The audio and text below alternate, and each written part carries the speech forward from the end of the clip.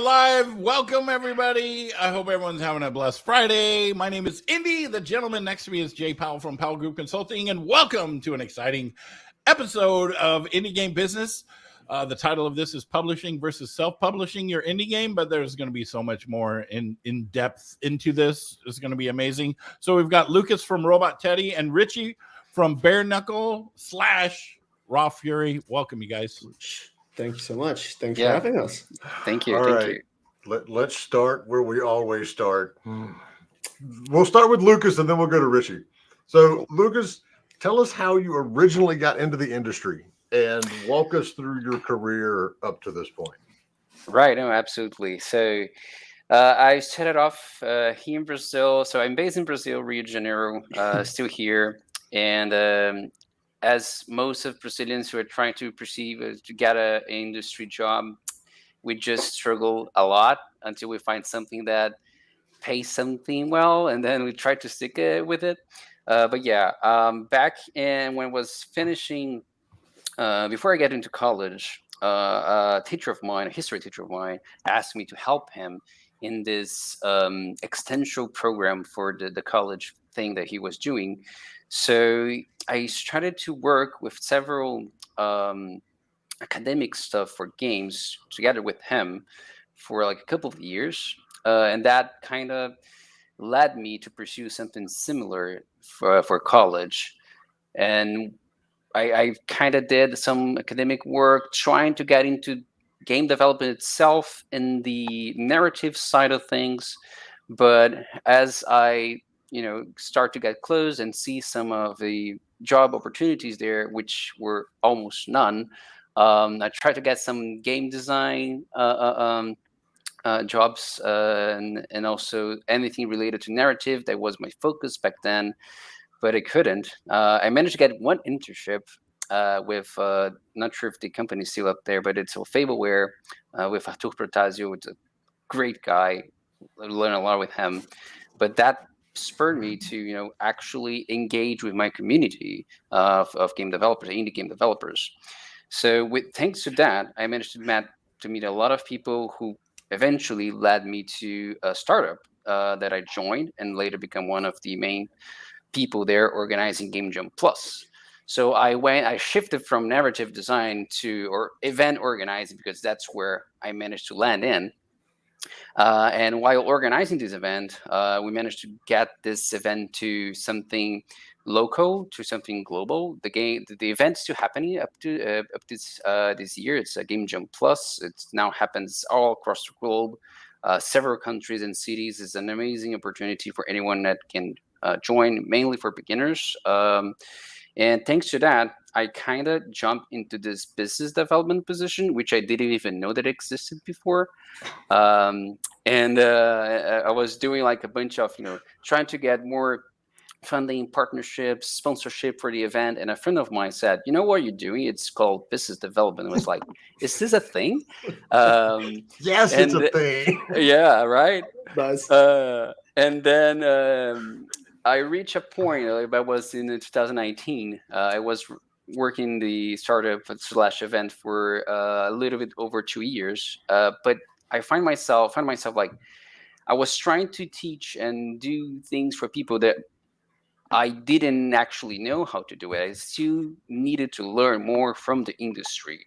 So I left my company to start, engaging more of this business part of things, right? So I then moved to business development itself in a mobile company from Brazil, from the south of Brazil, Hermit Crab. They're also still going. They now have a big team working several cool projects. I managed to work with some licensing deals and all that, which was very interesting, learned a lot. I managed to jump after that. My first international job, I worked for a publisher in China as a publishing manager for hyper casual games, which was an interesting position. So to not get really into it, I have my comments on hyper casual market, which we can talk about that some other time. But it was interesting to understand what I didn't want to do in my life anymore. And after that, during this year that I was working in this Chinese publisher, I was being mentored by Gwen Foster, great friend of ours, Virginia and I. And she basically helped me to get a better understanding of what the global market was, mainly for console and PC. That's where I wanted to get. I wanted to get out of mobile. And thankfully, soon after, the company that she was working at, Roboteddy, had a position open for business developer for the funds that they had just opened.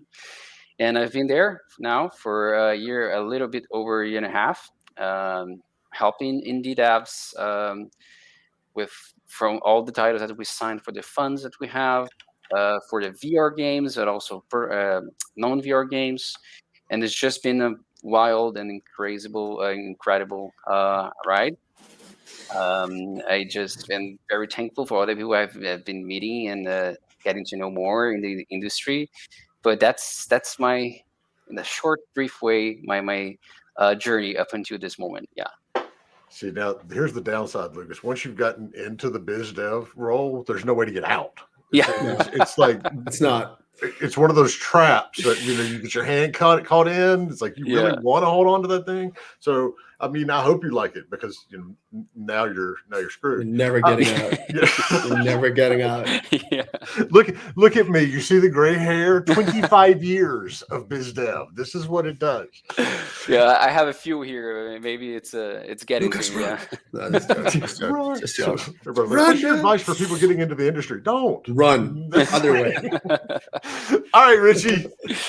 It's actually funny how there's certain similarities, and I feel like every single biz dev I spoke to has like the same sort of like similarities. But for me, it all started. I joined an education to become a game artist, and then 2 years in, they were about to actually kick me off because I joined I wanted to do something with games. I didn't know what, and I wasn't good at drawing or doing any type of art, but I really loved doing it. And so they were thinking of getting me out of that education. And then there was one teacher who stood up for me who said, like, hey, maybe, he's maybe not good at being an artist, but it looks like he is good at doing project management and managing these teams and all of that. Why don't we let him do that for the remaining of 2 years? And for some reason, they all listened to that teacher. So I ended up spending the last 2 years of that education focusing a little bit of project management, did an internship at like a learning company within the school where we could like try out entrepreneurship and having our own company. So I got to experiment a whole lot.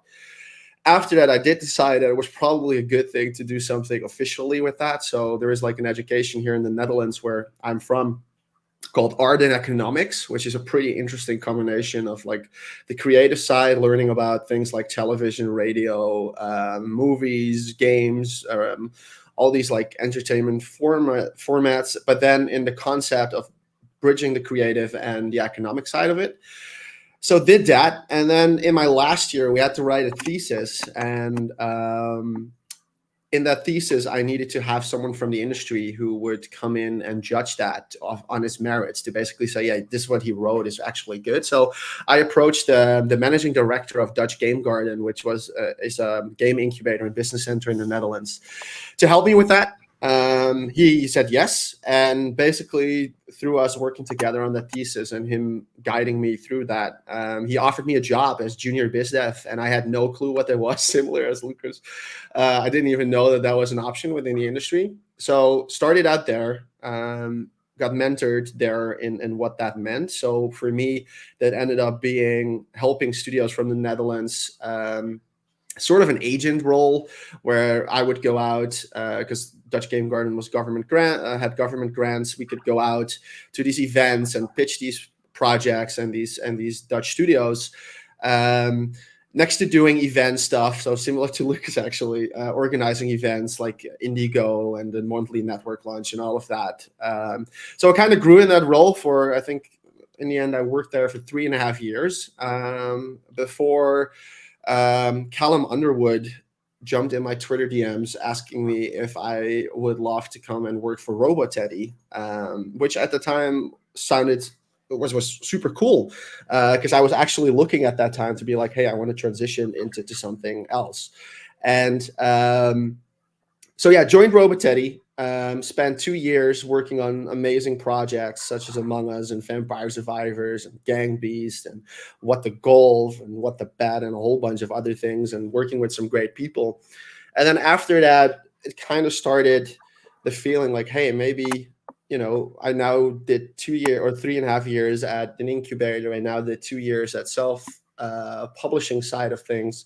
Perhaps I also want to explore doing publishing. So I started talking with Raw Fury, which I started at working last January. And besides that, I still had the urge to do stuff with self-publishing. So I also started my own consultancy to help studios self-publish. And that's where we are now, 6 years later from me joining the industry.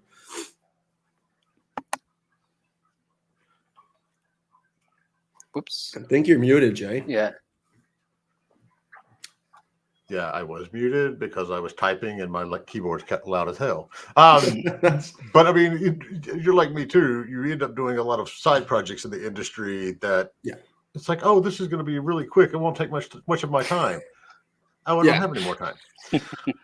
All right, so we're going through publishing versus self-publishing. And this is one of those cycles that we see in the industries every 10, 12 years. It's like for a period of time, you're crazy to go and find a publisher. You're better off self-publishing. And then, everything switches around and you're much better off finding a publisher than self-publishing. And if you had asked me 6 months ago, I would be like, no, find a publisher. But now with all of what's the opposite of consolidation? When everybody's we went through the consolidation phase when Embracer bought everybody, and now we're going through, this downfall phase. It's like I've had 2 conversations this week with studios that have been around for 10, 15 years, shipped multiple successful games, and they're closing because it's just so. There's less money out there. There's not no money out there. You can still find a publisher. You can still find investment, but there's less money and there's more competition for that money. Mm-hmm. Walk us through the difference between self-publishing and publishing and pros and cons. I mean, I think Lucas and I had a chat about this like a year ago, and we actually did a talk on this too during GDC, where one of the things that we noticed, and I think it's also what you said, Jay, is like for a lot of developers, it's always the choice of like, hey, money is the biggest issue. And it is. Money is a big issue, right? Because especially depending on your context and situation, it can be more important for others than it is for someone else. But I think in general, the idea of going between one or the other is very much based on something else than money. It's about the fundamental question that I think, and Lucas as well, is about the question of how much ownership do you want and how much risk you're willing to take on. Money is, of course, the big elephant in the room, but once you're able to take that away or even put it aside for a little bit, then these kind of questions comes up. It comes up of like, hey, are you comfortable taking risks? Do you want someone else to help you with certain specific services? Because the only thing that you want to do is build your game, or do you like being at the forefront of taking risks? Are you super entrepreneurial, and do you want to try out all kinds of different things, and doesn't it matter to you that you're doing all these kinds of things on the side? So I think it's a more fundamental question than it just being about money. Yeah, and just to add to that as well, this always comes up in a way while you're talking to developers, mainly beginner developers as well. As Richie said, money is not necessarily the problem, and as you try to manage everything that you need to do while self-publishing, you might find it more difficult than you had envisioned before. Like you might be used to do a lot of things at the same time, but once you have like the project to do everything by yourself, sometimes not just you. There's also your whole team that you need to take care of as well. So like there are several pros and cons, and we'll definitely talk about some of them here today.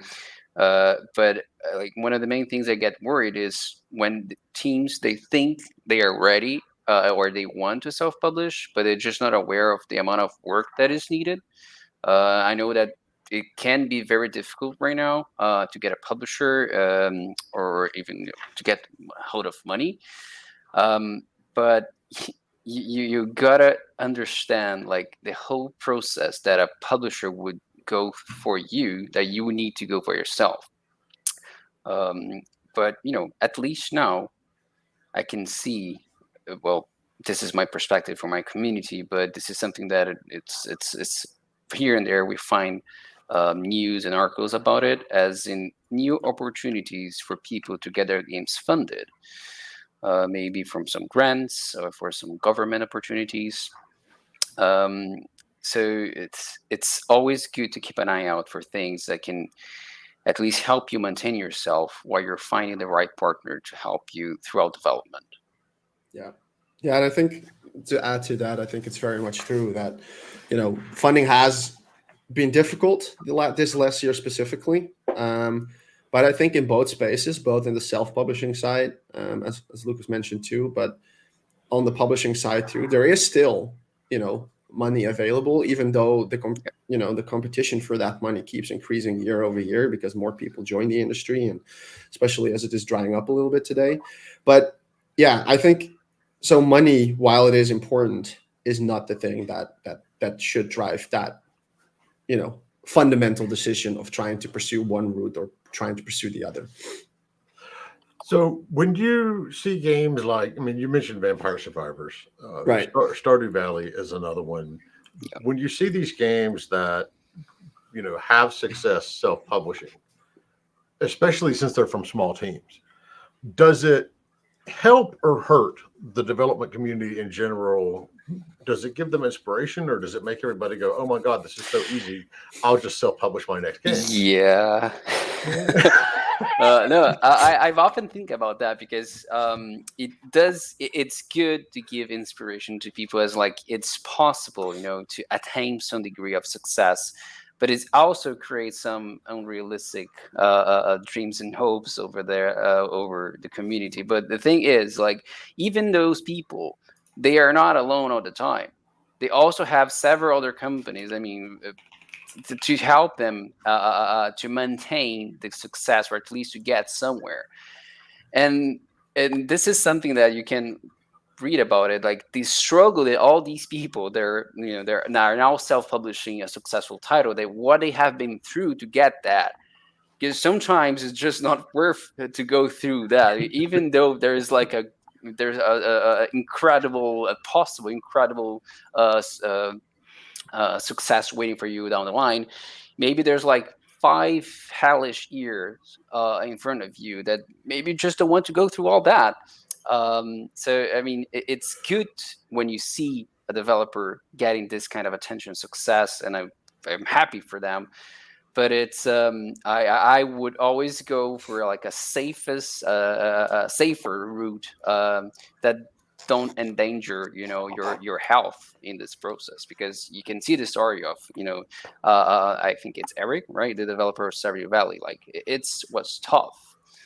I'm glad that he managed to land at such an incredible game and get all the money and respect and that he got from the game. But man, he went through some stuff to get there.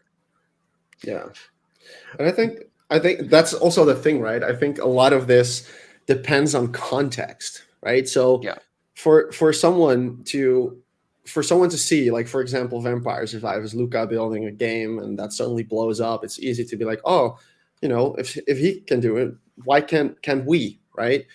But there maybe are specific context to why Luca was able to build Vampire Survivors, right? Luca had experience in mobile background, working on some sort of casino slot games. He knew what kind of worked in making a game that was like, that got you hooked into something. But also his personal situation allowed him to spend the time on that project and then to blow up. And for others that are alone, maybe they can't, right? Maybe they cannot spend years on trying to develop a game by their own without having any additional income to come in. So it's good in a way where I feel like it's good to see these projects, because if you can talk to these developers and can figure out what they did and how they go about it, but also what their context is, it helps you to put your own situation next to that and seeing like, hey, what kind of things match and what kind of things don't match. And usually that's where the details happen, right? That's where situation change and why it suddenly becomes a bad thing to start following what one person did or one team did. Because I mean, in the end, games is hard. I mean, if you look at what games have done, I saw a graph the other week about that 63% of games on Steam make less than $1,000 in revenue, right? Yeah. So in that regard, it's good to look at what other people do successfully, but you have to always place it in context of your own situation, and probably find that 9 times out of 10 you cannot exactly replicate the situation and where things got big as the way that they did. Another, I don't know if y'all get Chris Zukowski's newsletter, but if you don't, you absolutely should. Yeah, everybody you should. that's out there listening. His write-up last week about middle games, that's the other aspect of this. It's like you've got to keep in mind while you're weighing your risk, it's like, what is my scope?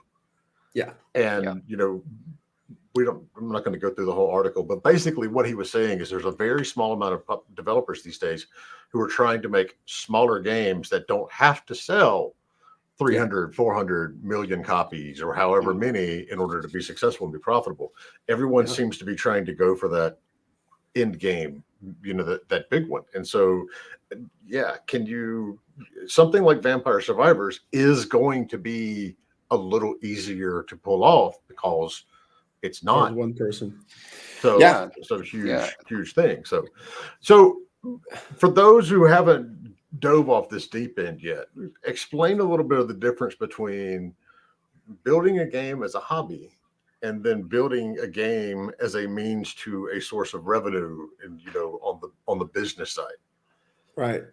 I mean, I think what you just described as a good intro for that, right? Because I think when you're developing a game as a hobby or even as a side project, that usually means that in your context, you have the time to do that. You have time to, maybe you have a side or you have a day job, and you come home and you start working on a project. And the only thing that basically stops you from progressing with that is, the time that you want to spend on it. If you want to spend 3 years working on that game, that's super great, right? That's the way that you can do it. You can run it for 10 years.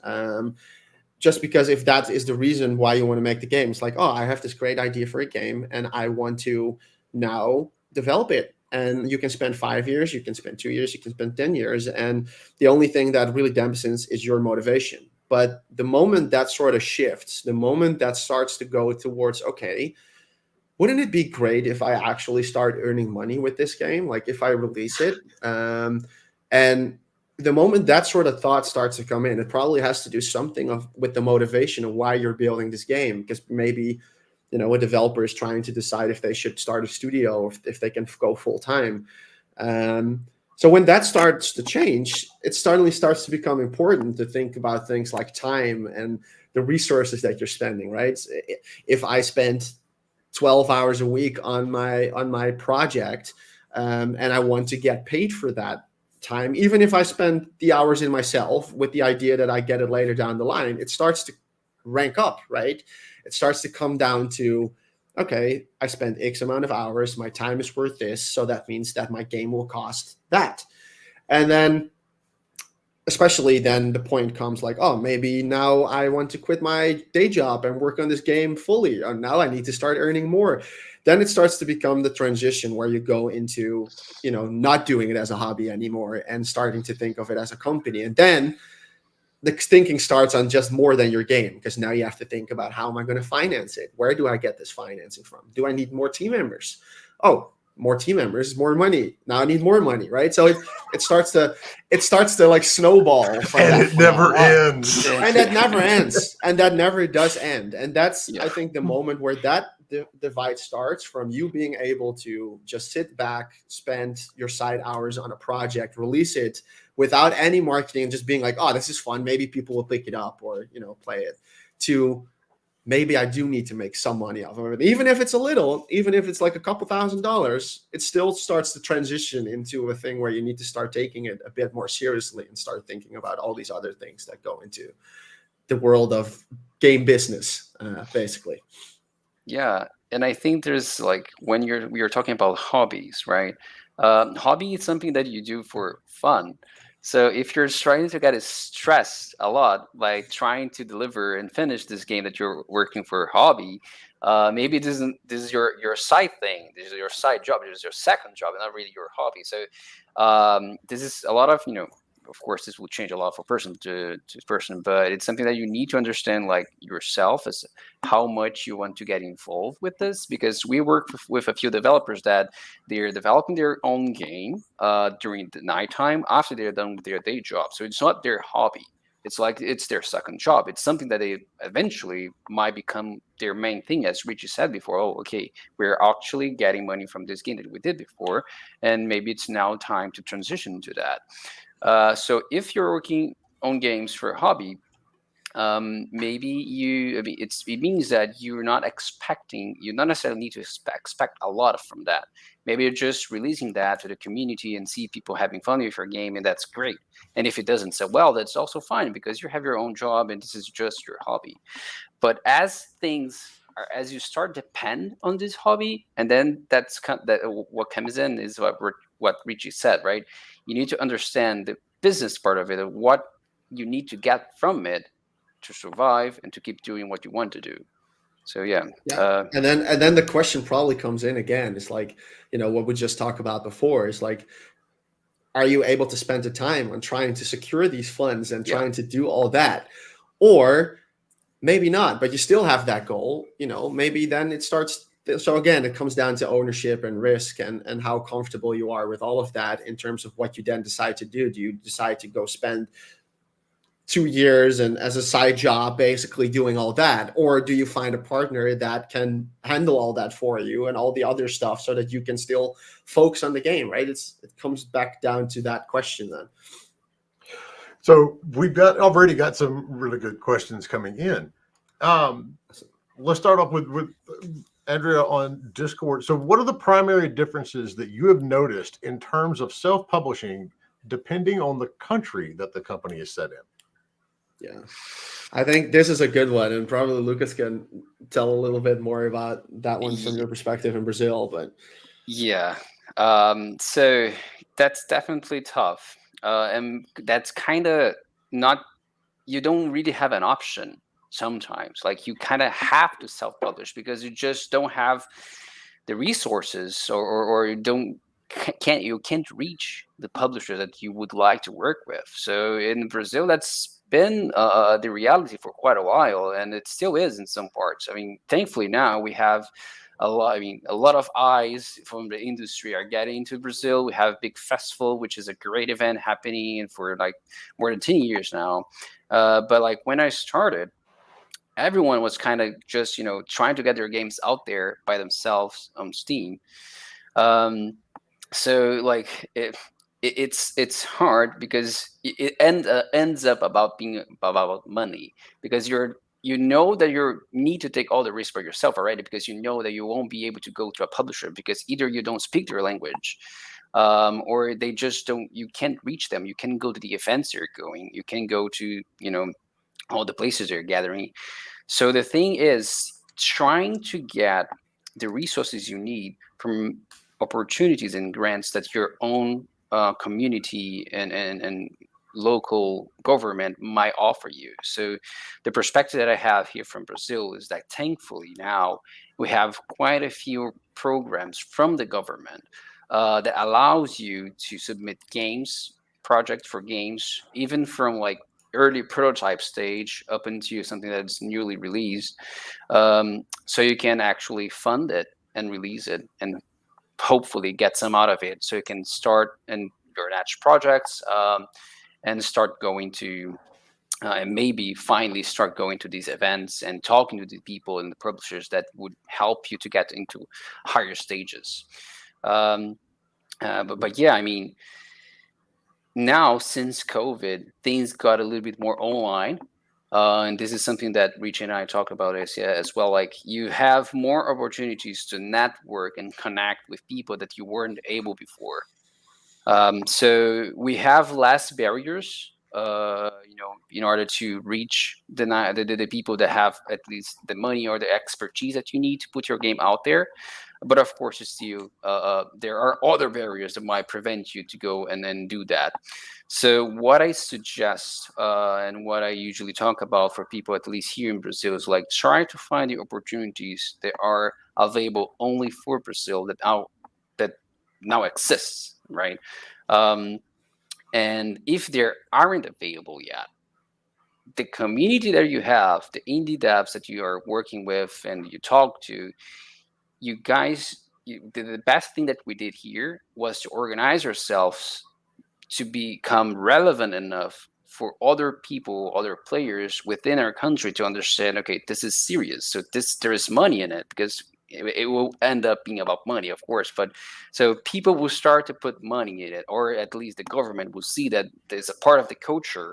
There's like several people actually working and paying taxes, that needs a little more help, to keep this growing and eventually becoming something that can help another section of the culture of the country to get more jobs, more people engaged economically.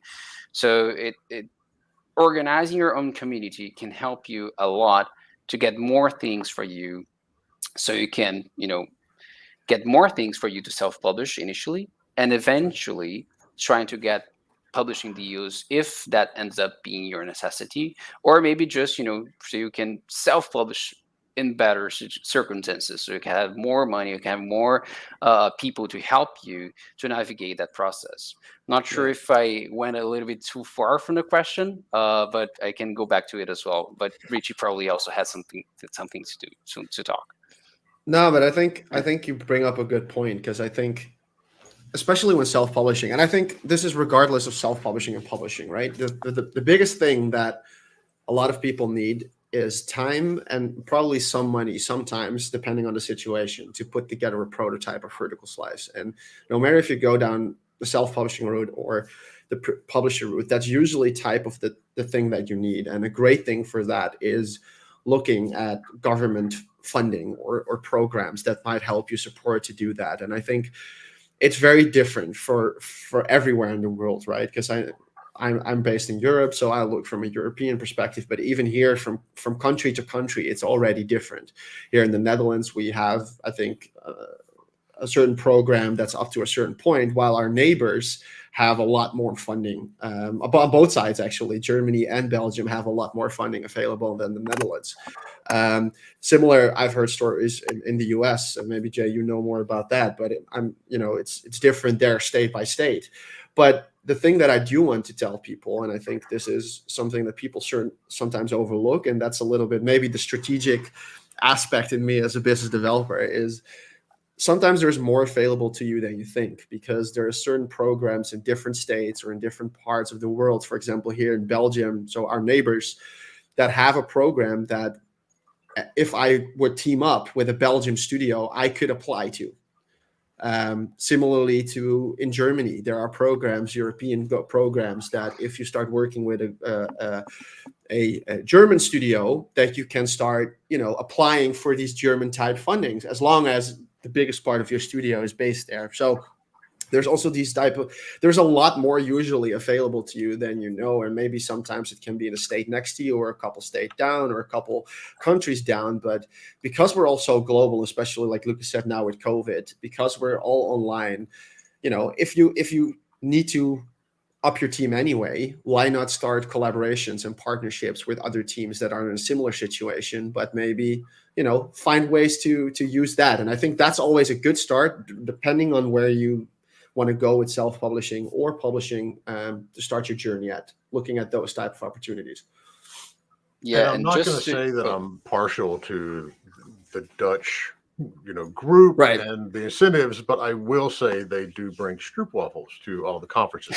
So Yes. if Yes. We don't get government grants for that. That would be that's excellent. a 'Cause- shame, really. Yeah. No. But if you need to Uh, find me at a conference and I'm not where I'm supposed to be, always check the Dutch area because I'm probably stealing stroopwafels from Stroopwafel. Martine. Yeah. Um, Nice. Lots of good questions coming in here, and this is the thing that when we go around to different calls, especially like the smaller regional shows, a lot of times those are funded by the government, and especially coming out Right. of COVID, they saw how much money is getting thrown into our industry. There's a lot of these organizations that are popping up and putting more money into games. I mean, I know just Spain and Italy up their additions in the last year as well. Yeah. All right, so a big one from Sevens over on YouTube.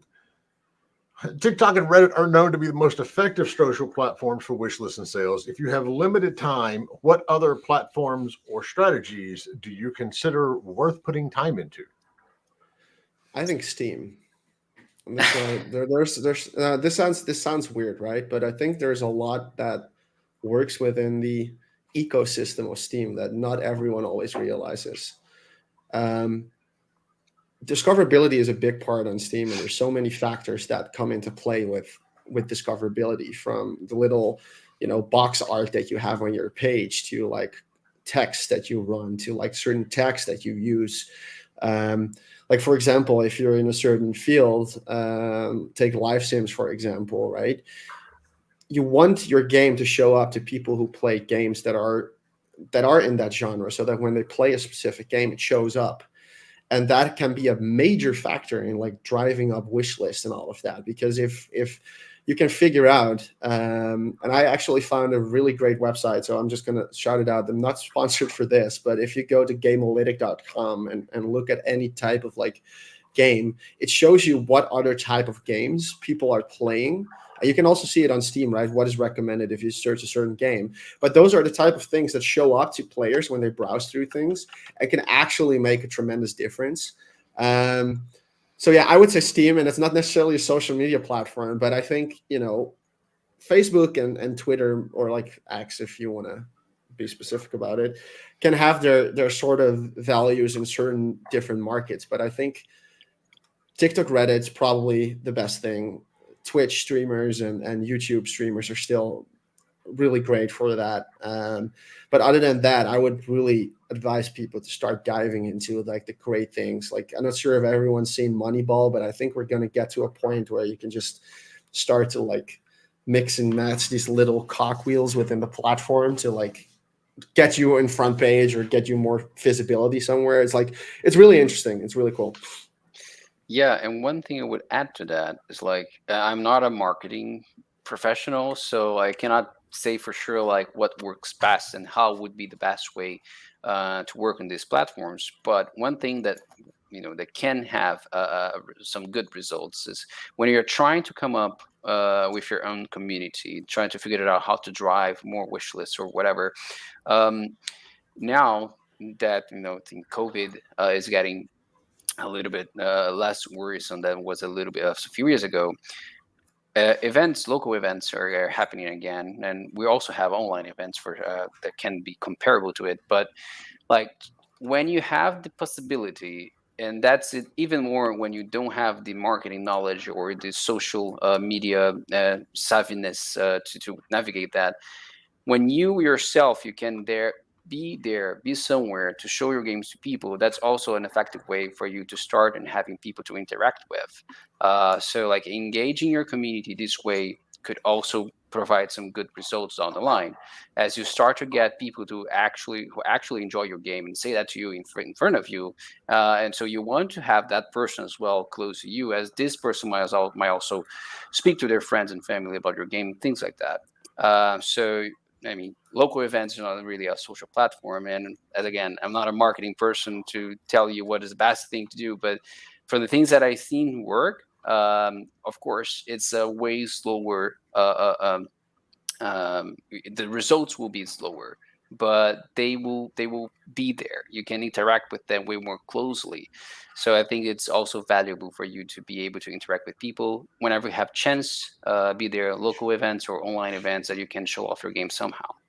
Yeah, I think of it. I think was it Chris Sikowski, I believe, and I'm not sure if everyone knows him, but he's like great at doing marketing and all of that. And I think He's a marketing comes frequent down. contributor here because he's Yeah. awesome. Yes. Right. Okay. Good. So I think in the end, if you have the goal of generating wish lists, right? There is an entire funnel that people go through in order before they start doing that, and I think you need to think about even like platforms and all that are very, great and all, but in the end, it's like thinking about how do people get from seeing my game to the first thing over to converting and trying to wish list, right? So TikTok can be great, right? But TikTok videos definitely generate views and it generates attention, but people use TikTok on their phones. And if you go from TikTok over to Steam, right? You're on mobile Steam. That means you cannot immediately log in. You have to log in. There's like 6 different steps. So by the time you're getting to that point, people might already have dropped off. Instead, it might actually be better to drop them into your Discord group or somewhere else. So don't just think about, oh, what platforms do I need to be on? Because platforms themselves, yes, they're the vessel where people are, but they're not the only step that you need to think about. It's like the entire thing, like watching a video. Okay, how do I get to Steam wishlist? Oh, maybe they first need to come in the Discord, and in the Discord you have certain news posts or certain type of things or community sort of events that then would pull them or link them to Steam. And from that point on Steam, everything needs to look great and be optimized so that from that point on, they start to wish list. It's like more than just platforms. I think for me, platforms are probably, it sounds weird, but maybe the least interesting thing about the whole process of doing marketing. So another one from Discord. Can you talk about sustainability of publishing versus self-publishing, making a long career of it? Whew. Yeah. I mean, I think so. There's no right or wrong in both, right? So I don't think there is a preference or one thing being better than the other thing. Again, it comes down to context. What is your situation? If for you, long-term means that you can spend 10 years on building a career out of it, where you'd be like, okay, I started with this game, and if by the time I reach game 5 or 6, I'm starting to make money and can build out from that, that could be great. If that doesn't allow you to do it, maybe the sustainable way is to think about, okay, I need a publisher. I need a publisher to help me because that will bring more players in. But that point, if you start thinking strategically about it, a publisher will also want to recoup the amount that they invested. They want to take a revenue percentage after your game releases. So then the question becomes, how much does your game need to earn before you start earning from your game with a publisher? And how big does that need to scale? So for certain type of situations, it can make more sense to actually go with a publisher or go the other route, depending on what the context is. Sustainability on itself, I think, is a very big problem in our industry because everything is so hit driven, right? Mm-hmm. One game by you can be really good, and the next game can, for certain reasons, cannot work at all. And I've seen it happen so many times. So self-publishing or publishing isn't really a relevant factor there. I think it's more of like very thinking about what are logical steps for you. I had a chat with a developer the other day, and he was thinking about pitching this project, which was his second project. And his first project he did did alone, and now he suddenly wanted to go do it again. But now his funding required him to go up from like 250,000 to 800,000. And what I basically told him was, okay, well, you could maybe do that, and maybe there are ways to do that, but is that a wise decision to do? Wouldn't you rather see if, like, taking it a step at a time, if you really want to grow or make it sustainable, you should maybe make 2 or 3 games in before that, before you start suddenly shifting in the market from things that you've done successfully in the past. So yeah, sustainability, I feel in general is hard, and the choice between publishing and self-publishing doesn't necessarily affect that. But it is the thing that affects it most is the decisions you make along the way based on your situation, and not trying to suddenly go from point A to B, but thinking ahead of like, not everything needs to happen now. If you have a dream game and your dream game is your first game, maybe do a couple games in between before you get to your dream game and it not working out, right? Yeah, it's a difficult one to answer, honestly. Yeah. And go I ahead, think, Lucas. okay. One thing that is also comes to mind is that, as Richie said, right, you cannot guarantee like that you will be stable either way. Several things will impact your how you will live out your life while developing games.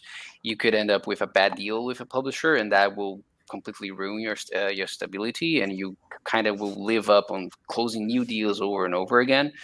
But also, like, what are your long-term goals? And in like, because I know a few developers, they are very happy with their stability, even though their games are not selling like crazy numbers, but they sell enough for them to continue working what they want to work with, and they have like their life they wanted. Like, so if you're always looking to have a massive, global success, you might end up hitting, getting more frustrated along the way, and possibly becoming less stable during that process.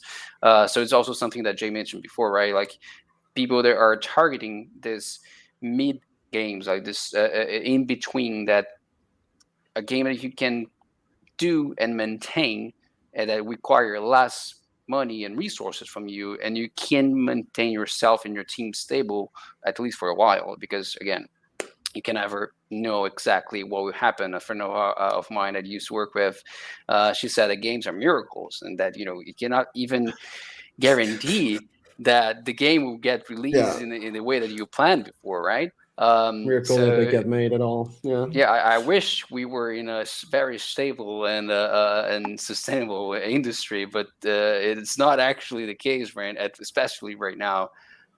So yeah, I agree with Richie that it doesn't really change much whether you're going self-publishing or with a publisher. But as it would depend on the goals that you set for yourself, for your team, like what you want to do in the future. Like, if you want to have like a very chill life, you don't need to go to events all the time, so maybe you can do games that you can maintain with fewer people, and that will be enough for you. It's one of those things that it's the classic line on this show. It depends. And you'll also context matters. Where am I? It depends. Yeah. You'll often see developers do one project and self-publish, then find a publisher for the next one, and then maybe self-publish another one. And if you go through the episodes of this show that we've had several developers on here who have done that. It's, why am I finding a publisher this next time after I had success self-publishing? It does. It really depends on your situation and what you're doing. I mean, we saw for years there were developers of certain genres who had to self-publish. This is the paradox. Because there was no publisher. It absolutely drives me ape shit. We didn't have real-time strategy games or space strategy games or even some racing games for a while, because publishers would just look at it and go, well, those don't sell. But it's like, the reason they don't sell is because none of you will publish one. And then you see indie teams, they start publishing, real-time strategies again, and space strategies, and all of these things that were considered dead genres, and they're successful with it. And all of a sudden the publishers are like, oh, well, maybe this shit does sell. And so, next one on mobile tracking and analytics, and all of this is another one of those complexities that you don't think of when you decide you're going to self-publish. Tracking things like downloads and installs, daily actives, ARPU and RPUPU. I don't know. Is there a difference when you pronounce those things? Is it RPUPU? I think it's RPUPU. RPUPU. Yeah, RPUPU. Like that. What tracking tools or solutions have you seen developers utilize that have been effective? I think it's a difficult one, because I think for me, or at least when I was at Roboteddy and we did mobile a lot, I think we just used the in-platform statistics to start tracking that. I have to be honest in saying that mobile is definitely not my forte. I think that's an whole industry. Even if it's part of the game industry, it's a whole industry in itself in the way that it does work. But I mean, on Steam, there's actually interesting things. Like obviously, in the back end of Steam, you can look at that. But if it comes from a perspective of tracking it for other games, there's actually things like steamdb.info, which actually showcase like live players and the number of players on it, and the historic amount of that. What I used to know quite a lot, like App Annie and all of those, I think, are platforms that you can start tracking that. Not indie friendly though. No, but I think that's the main problem in mobile, is a lot of these things, and maybe correct me if I'm wrong, Lucas, because you've been in that side of things, but I think a lot of things in the mobile industry are not indie friendly at all, and they're just, big companies that have these solutions that you need to pay a lot of money for in order to start like going really deep on all those numbers and all of that. Yeah, I mean, if you're going to mobile stuff, like it's a mess. Like it's a place where, as you said, like the more you spend, the more likely you're able to return. So if you're indie, so you probably don't have like millions to spend to get things out there. But to go back to the question, like it is in specific tools, I'm also not really the most experienced person in this regard. The most that I've been using to track things is IndieBI, which is great, but it's not necessarily for that. I was just about to talk about, yeah. I think that's a good one. Yeah, I'm not sure. I don't think they track mobile yet, but I mean, now they are tracking Google sales, stuff, right? Yeah, but I'm not sure about like things like CCUs and that's right. It's AR PPU and all of that stuff. Or poo-poo-poos, yeah. I don't think they track that kind of stuff yet within that. But what isn't there could still come. And at least I feel like with IndieBI, I'm not sponsored at all, but I use that at RoboTeddy. I'm using that now at Raw Fury, and we're now using that at Bear Knuckle at my own company too. It's like, tracking that, and it shows you wish lists and like these nice little graphs as things happen is great. And maybe in the future they will have that thing. At least I hope so for mobile too. That would be really cool. Honestly, I doubt it. It's hard. I mean, it's difficult. If it was going to come around and have an indie version of it, it would already exist. But I mean, this is one of the reasons that we tell developers, I'm just blunt with them, and I'm like, don't try to do a free to play. If you want to do an indie game on PC console and then port the premium game to mobile, that actually works. I mean, you can do that, and it's not rocket science. But don't try to do a free to play game, because there's so much that goes into it that people aren't aware of, and they don't, and so you end up like just pissing away money, because you're and that's what Lucas said too. That's what Lucas said too. It's like, the reason these companies exist is because they want to tailor to the persons who spend the biggest on ad spend and want to know all of that. And if you want to have a successful ad spend on mobile, you have to spend a lot of money. So all these companies that do have solutions for tracking that on mobile know exactly who they need to aim for, and will likely charge a lot of money that isn't payable for any typical indie studio there. So yes, it's hard. All right. China question. As a small company with a small marketing budget, should we outsource marketing efforts to Chinese professionals for China, so to increase the chances and to have a chance in the market, or is that only good for bigger games? No. My answer to this is yes, and yes again. But you had a no in there. And I don't know. Okay, well, let me no. Yes. I think we saw it at RoboTeddy when I was there, and we're still doing it now too. Like, China is such a big market, and a lot of players on Steam and everywhere play games in China, and they do it through VPNs. They sometimes do it through the official, I think, Steam version, but most of the time they use it through like VPNs trying to access it. So if you want to like increase your revenues too, and your game is applicable to the Chinese audience and it fits there, if you can get a partner in China that can help you to become bigger there, it might definitely be worth it, in my opinion. Yeah, but be warned that it's complicated. It's we've been trying to come up with an agreement for a version of the game that we're working with for clients in China. several things for you to consider and regulations that you need to deal with. So it also depends on what exactly your game is about, and if it's multiplayer or not, and how violent it is, and all that. And Yeah, Sevens, we literally, if you go back on YouTube to the conference sessions we had last week, we literally had an entire session on, indie game publishing 101 for China. So yeah. on top of, I'm just saying every session we have ever had in our 15 conferences that are available for free and not in a vault, that it's in there. Just go back and watch it from last week. It's a fantastic talk. All right, we got time for, well, I'm gonna say 2 more. Do y'all have extra time, or do y'all need to bail? I have some time. Yeah, I can do a couple more questions. Okay.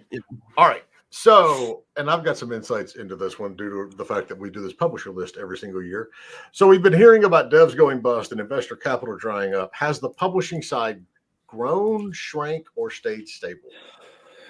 I think it's like coming. Well, I'm of course a bit biased because I worked at one. But I think in general, and it's not saying that because I work at one. I think in general, everyone in the industry that has money has been more risk averse in the last year or so. So taking less of a risk on certain projects, funding. Like while during Corona, you saw that certain publishers who would have done like 100K or 250K suddenly started to decide to go up with their budgets. They were like, oh, let's maybe go to 500 now. Let's try that out. And there were publishers that had that were like, no, we'll go ahead and try 1 million now. And from that, it started to scale. And, we're now post-Corona. And you see that certain things haven't panned out the way that they thought it would, and they have taken bets that didn't pay off. And now, because of course,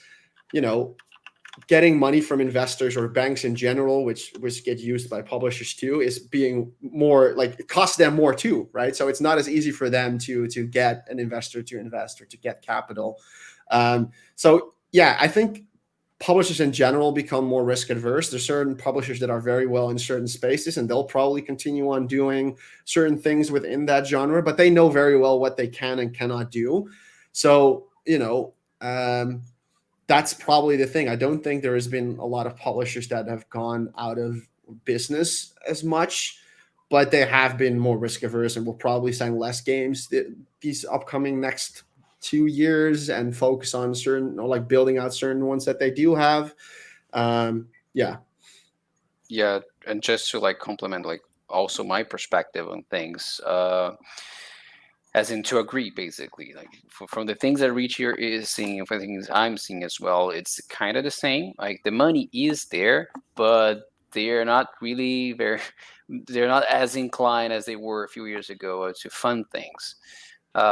So that's what, as we have been seeing lately from news that studios are closing down, is because they were studios that could have been relying money like this that is not necessarily getting out to developers, but it's still there, right? So I would kind of say there is a stability as in the amount of money, but it's just stuck. It's not getting out to developers or getting out to studios. But at least that's what I feel, what I can see. And then definitely in the scenario that they're just very risk averse right now. So yeah, money is there, just not getting out to the people. But do realize how quick this changes. Oh, sorry, Jay. Oh my God, yeah, it does. But I mean, so from our publisher list, I can tell you it went from, what year are we in? 2023? I don't even know what year it is. In 2022, I want to say we had somewhere between 600 to 650 people in our list. Right. In 2023, as of January, when we put all these things together, it was just over 550. So we lost about 75 to 100, but the vast majority of those were mobile publishers. Yeah, I think that's the one there. It fluctuates the most. It is. It absolutely does. But at the same time, we still see, and I just lost my train of thought. The Goat Simulator people, you know who this is? Coffee Stain? No, is that Coffee. not Yeah. Yeah, They are always like an example I put forth to, see how developers grow. They started as an indie developer, they self-published. Then they said, okay, wait, we can do this for more people. And then they started publishing other games, and then they Right. got acquired and all that sort of stuff. So we see that coming too.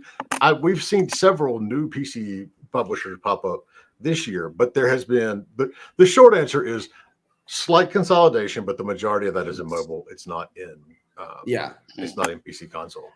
And I think everyone do need to realize, like, again, I was saying that, but like this can change real quickly, right? Oh, gotcha. This can now be the situation, and whatever new, like if something changes in the market somewhere in January or something, it can go very, very quickly.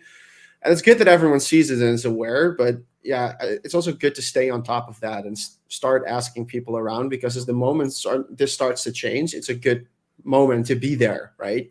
Because you can start pitching in new stuff, and while it might be hard now, if you start hearing around you that more and more people start getting funding from one way or another, it might be an indication that starts to go up again a little bit, and it's something that you can profit from and it will benefit from too. It this definitely is the will. same cycle that we've seen over and over and over again. In general, this cycle just seems to be more egg-shaped because we had so much stupid growth during the pandemic. Yeah. And now, we're getting the whiplash effect from that. But yeah, it's publishers, investors are going to freak out because recession or embracers, fuck the goat. I don't even get started on that one. And now somebody's going to come along and go, oh, wait, well, this is an opportunity, because it is. And it'll go back up. So bear it. This is not a time to be taking risks as a developer. Play it safe. But good segue into my next question, because I've been waiting to ask this one. I want to see the answer. From NeoWare on YouTube, what kinds of games are a big no for publishers? And we're going to go ahead and put porn out there. That's the obvious one. I think, that's probably I think this is a broader question, and it's not only applicable to publishers. So it all comes down to the genres, right?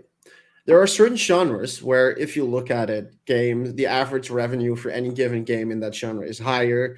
Breakout potential is higher. With breakout potential, I mean like the ability for a game to earn $1 million or more. And then it starts to become about the situation, right? Because if you think about it strategically, if you have a game, let's say your budget is about $300,000, right? Now, if you were to self-publish, you could start looking at games that have done that have done 300,000, and you're like, okay, we can achieve that. When you're talking to a publisher, that is completely different, because first of all, a publisher isn't not looking at, we need games that we need to be in a market that sells games at $300,000 in revenue. No, a publisher is a business, and what does a business want? They want to recoup their investment that they made on you. They would ideally have a bit more money, or like double that amount, because they want to invest the next game. And then there is, of course, profit, or what I would say basically covers all the overhead costs. So usually around like 3x of that amount becomes a thing. So when you're pitching a game for $300K, a publisher is going to look, is this game possible to do like 900,000, if not more?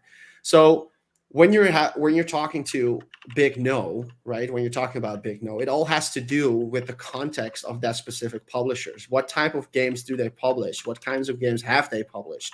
Are these games that have they sold millions? And is there a chance that your $300,000 game can do the same?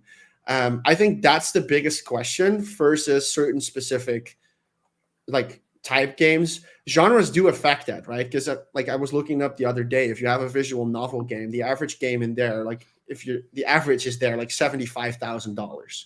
So if you go to a publisher and you just have a visual novel, they might not do it unless your visual novel can maybe be done with, I don't know, $5,000 or $10,000 of investment or something like that. But even then, most publishers would probably not do it, because it's maybe not worth their time to start doing that.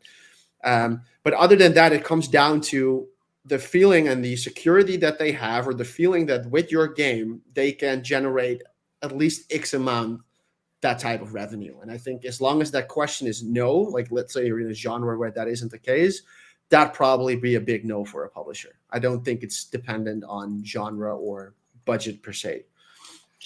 Yeah, I think Richie pretty much got it down to it. The only thing I would imagine like that would go beyond that is anything that is actively trying to damage. And I mean, even games disrespecting other people are still selling. So yeah, I mean, I mean, there's a lot of I people in the world that are still buying that shit, Lucas.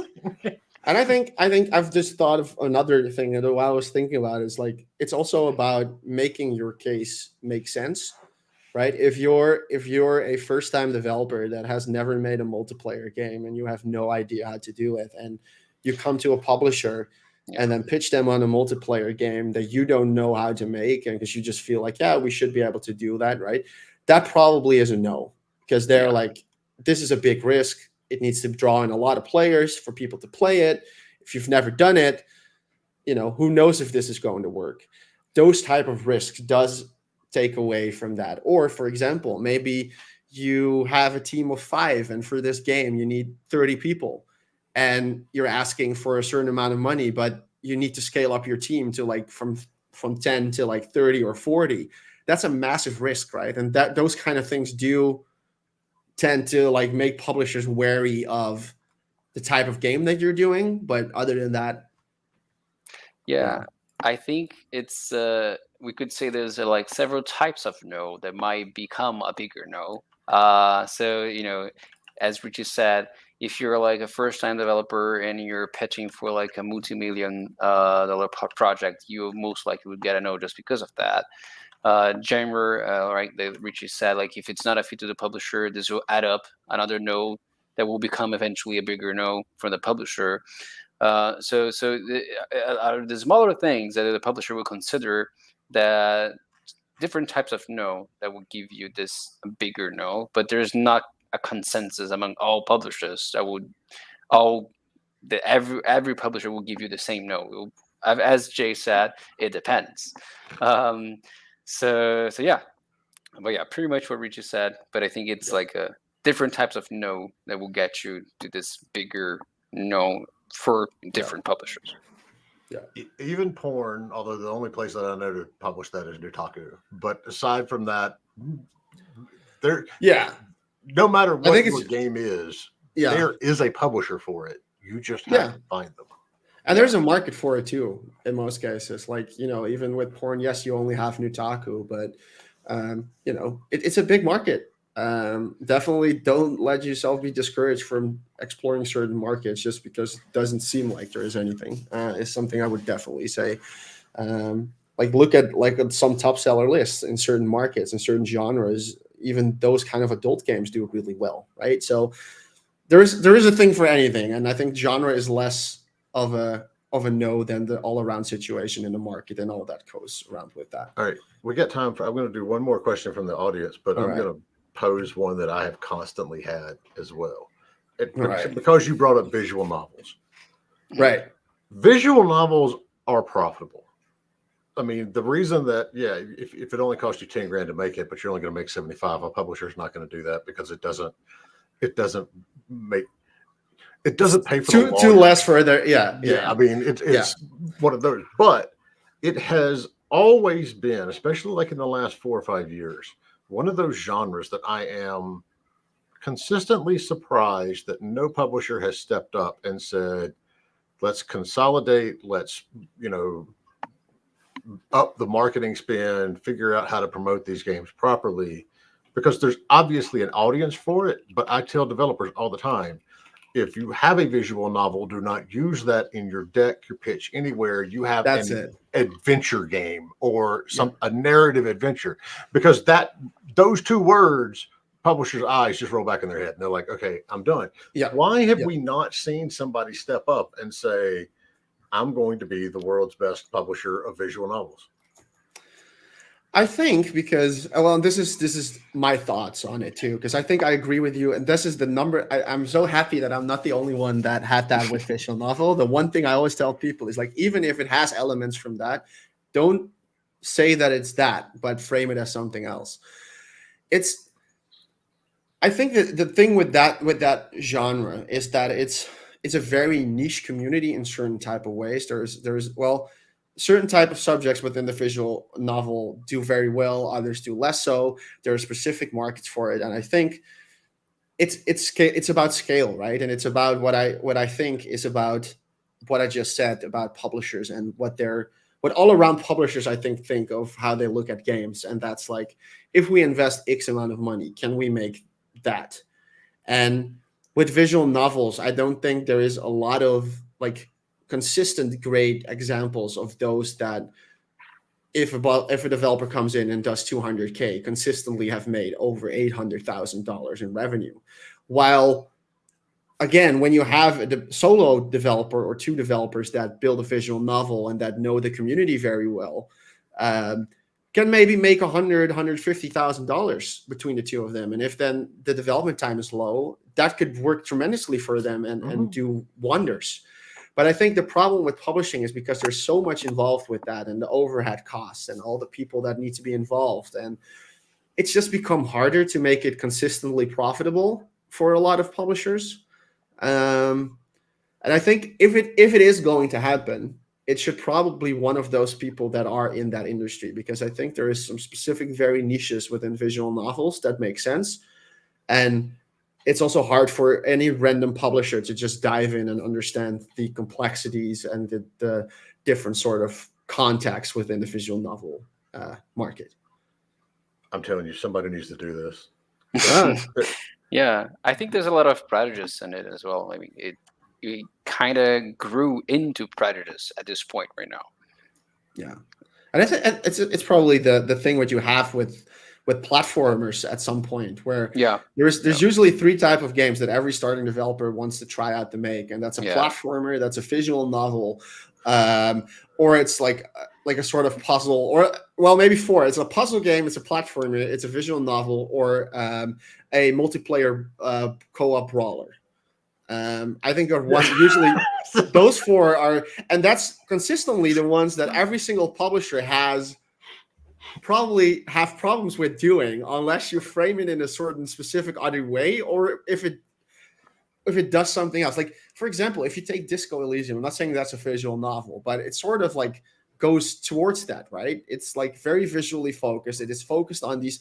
If you just look at these character interactions or the way that you choose dialogues, a lot of it that comes from visual novels in that, but it does a whole lot of other things too. So I think definitely you can get away with visual novels, but it, as long as it does something specific or something else too, it might still be applicable to certain publishers, and you could very well do it. Or probably just don't use the word visual novel, and then I mean, take a look at Hades, right? Yeah. All right, last question, and this is going to be a good one to end on. Do you think the current recession in the industry has created new opportunities for indie studios? Well, I mean, there's always a way to see opportunities, right? Coming from different places, unexpected places. But like from a close perspective, right? From where I can see from friends and my own community, there has been fewer opportunities lately. Like that. People basically are trying to live up with things that they used to do in the past, like work for hire stuff, and just trying to maintain their studios with things that might not be their main focus, as developing their own games. But like, it's funny to think that thanks to that, it feels like we were able to organize ourselves better to have more opportunities come from unconventional places, as in, like, for instance, the government. So it kind of forced us to think of other ways to continue to keep going, but not necessarily saying that it was because of the recession, but maybe it was intensified because of it. But yeah, it's tough to say that opportunities are rising because of the recession. The obvious reply to that would be that no, But yeah, I can see a lot of struggle, that's for sure. But I can see also new ideas coming up because of that. More out of necessity, right? Because of things that were already in motion. Yeah, I think I agree with that. I think everything that has happened in the last couple of months, from investors suddenly investing millions of dollars into companies and then pulling out, to platforms suddenly deciding to just decide and uproot the way that we work and changing our business models. The number one opportunity I think the industry now has, and this is actually funny because if you look at the history of the industry, I'm going to sideline a little bit, self-publishing and indies took the control back from platforms and all these like big publishers with the coming of mobile publishing and all the publishing opportunities that then aroused on platforms. And over the years, and I'm not saying that I'm not in favor of publishing versus self-publishing at all, because I think both have a way of working, but you do see that over the years we sort of developers sort of have let that kind of slide back into a place where it was before, where it's developers and these big companies have powers and these big publishers and all of that, where I think the opportunity here is to think a lot more about collaborating together and making things, like Lucas said, working together. Not just thinking about, oh, do I need, maybe we don't need a publisher if we can build our game in certain unique ways, or maybe there is, if we can work together with already existing studios, or maybe we can offer our services there, or maybe instead of hiring a bunch of people, we can start working together with other studios that have the same sort of problems that we do, and one can help each other. I think that's the biggest opportunity here, that it's the realization that we, even with funding, that isn't always a guarantee, and that money, is definitely important. But that even when you have a publisher, sometimes it doesn't mean that game is going to happen. And even there is a more realization moment here. And I think that's the biggest opportunity for developers to really think about, how do we strategically think about what we're doing, and not just going with the money route because there is money there, or going, does that make sense? I'm trying to. Yeah, no, I think you're right on that. Yeah. It's just funny for me. I don't want when there's like a bad situation, bad circumstances that are driving people to do something else. It's hard for me to say that they're finding new opportunities. They're finding a way to live out of that, right? It's a That's whole a new other opportunity. Yeah. Like, look, you can't go to the grocery store and get dinner anymore. You have an opportunity to learn how to go hunt your own food. That's an opportunity. It is an opportunity. If it is a good or a bad opportunity, that's a whole other discussion. But yes, that is an opportunity. That's for sure. And I think also certain genres, right? And you see that still. I think people thinking a lot more strategically about where does what sell and what does sell well, and how can we jump in on that.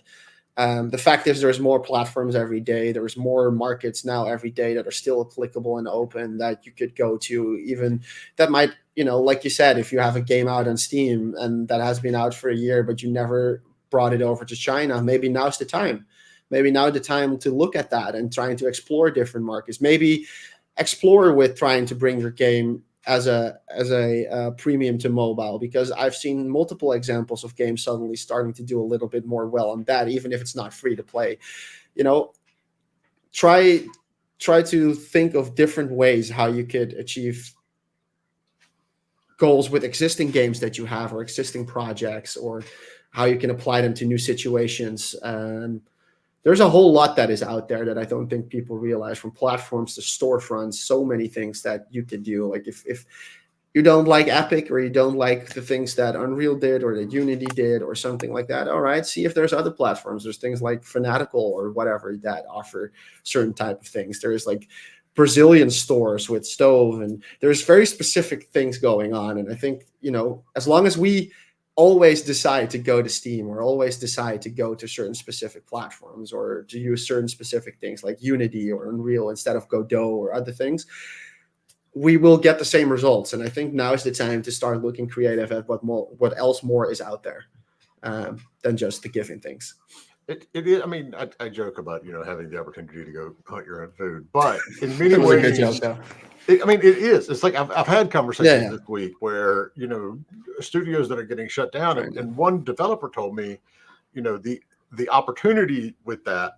I mean, and I'm not saying people losing their jobs is good, but the opportunity there is he's able to hire better people because they're not wrapped up in these AAA studios. That's experience that you can now bring into your studio. And a lot of folks too. I mean, another one of these cycles that we see all the time is on the personal career level, where someone will start out indie and then they realize how hard it is, and then they want a little more experience, so they go to a AAA studio, and then they realize, okay, I wanted to be a designer, but I am like designing the inventory system for barbarians on level 8, and I want a broader market, or I'm just tired of, or they get laid off, and then they go back to indie again.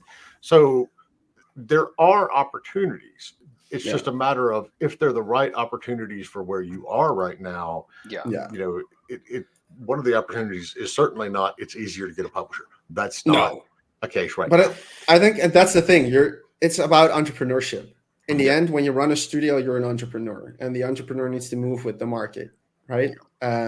It can be that, like you said, that certain things work for you, or now you have certain accessibility to certain people that might give you knowledge where they previously can't, or maybe now there's a market that opens up, or maybe now, like we had it in, with VR for a while, where suddenly were a lot more opportunities in games that did well on VR. So maybe that was a great time to jump in VR. There's different types of things happening at certain moments, and try to look around. Agile. And look around and be part, talk to other people. What are you doing? Does that work? No.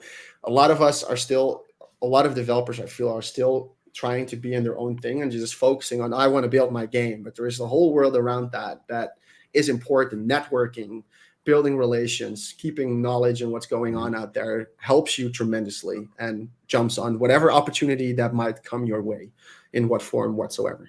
I mean, I've been running the PAL group now for 13 years. Right. And the reason is because we've been extremely agile. The things that we got hired to consult on 13 years ago aren't necessarily all the same things that we've had now. We've had our scouting service came into existence 3 years ago. It's turned into something really big. 4 years ago, it wasn't even on our radar. And we've just been doing some other stuff this year. You have to be able to go with the flow. So in this industry. Yeah, I think you can. Maybe the thing is, like, do not try to find the same opportunities that were available before, because now new ones or new things will become these opportunities that you have never considered before. So I need to agree with you both. Yeah, there are new opportunities.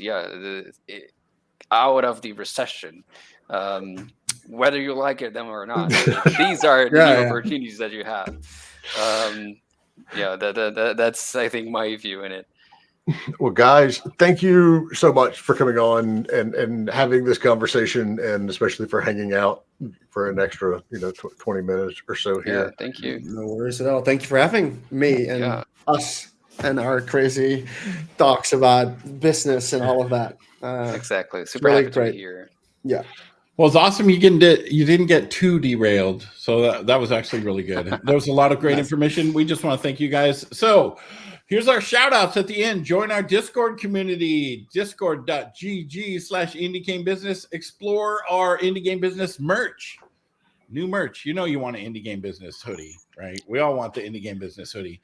And that is at streamlabs.com/IndieGameBusiness. And you can sign up for the newsletter.